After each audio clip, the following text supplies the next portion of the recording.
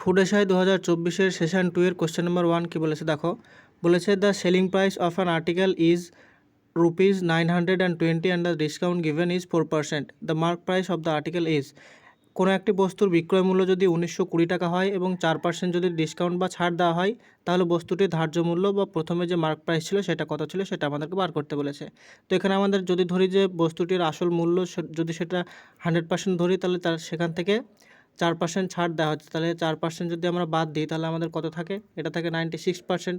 এই যে 96% ভ্যালু যেটা ছাড় দেওয়ার পরে পেলাম সেটার ভ্যালু আমাদেরকে দেওয়া আছে 1920 অর্থাৎ 1920। তাহলে 96% ভ্যালু যদি 1920 টাকা হয়, তাহলে টোটাল ধার্য মূল্য বা 100% ভ্যালু কত হবে সেটা আমাদেরকে বার করতে বলেছে।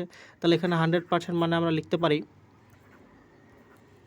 এটা লিখতে পারি 1920 মাল্টিপ্লাইড বাই 100 ডিভাইডেড বাই 96। এটাই মানে হচ্ছে 96% ভ্যালু যদি 1920 হয়, তাহলে 100% ভ্যালু কত হবে। তাহলে এটা যদি 96 দিয়ে যদি 192কে কাটি, তাহলে এটা হয় 2 আর এখানে হবে 0, তাহলে এটা টোটাল মাল্টিপ্লাই করলে হয়ে যাবে 2000 টাকা।